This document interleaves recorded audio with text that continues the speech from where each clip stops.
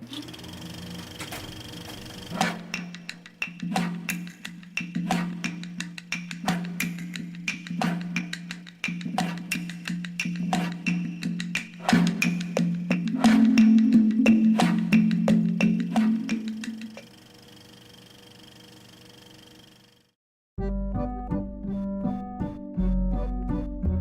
name is Julian Hoxter. I'm the Professor of Screenwriting here at the Cinema Department of San Francisco State. I work as a screenwriter, as a rewrite specialist for independent films.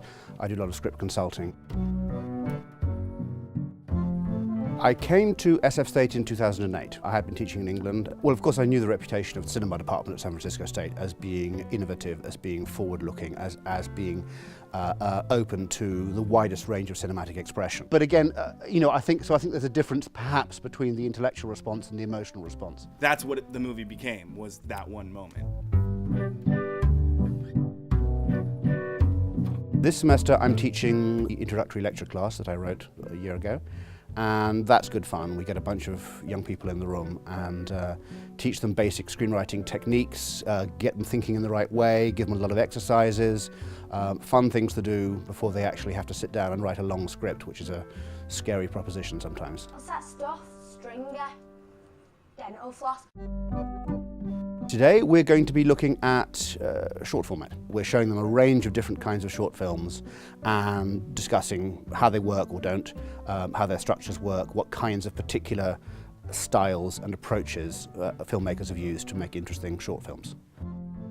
One of the things we talk about in screenwriting is that screenwriting is about using as few words as possible but saying the most with them. Don't misunderstand me, it's structured like a gag, right? It's structured with a punchline. And the way a gag works, the way a joke works, is that it leads up, it gives you a punchline, and the punchline makes you work back through the movie, back through the story, to get it.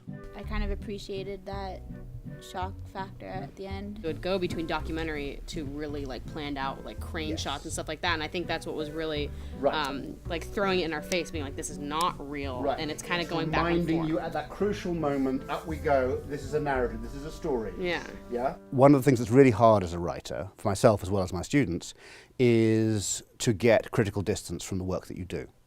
And it's so easy to either fall in or out of love with your own writing. You know, oh, that was great, or oh, that's terrible. But you don't really know until other eyes are on it.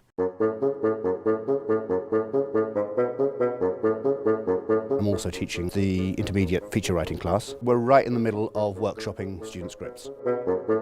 How much of this do I need to put in? How much of this, yes, it could be important, but it isn't actually what my story is about. Sometimes the students come with particular questions that they want resolved, other times they're just looking for feedback. And so that line, to me, is repeating yourself. This is one of the great things about screenwriting, yeah? It's not writing history, it's writing drama. So you use the historical knowledge that you have, but you find a way of making it so that we don't notice that you're dripping it in. It's a process where your ego's out on the line, and it's tough, but it's very, very productive. And we try and create an atmosphere that's rigorous, but also enjoyable, and where people feel that they have a safe space to talk about their work in class. And that's absolutely crucial, because part of what we need to do here at SF State is not merely to produce writers who can write, but writers who can talk about their ideas, who can convince, who can help others, who can be, self-confident. Because in order to succeed as a writer, you need to be able to work on the page and off the page.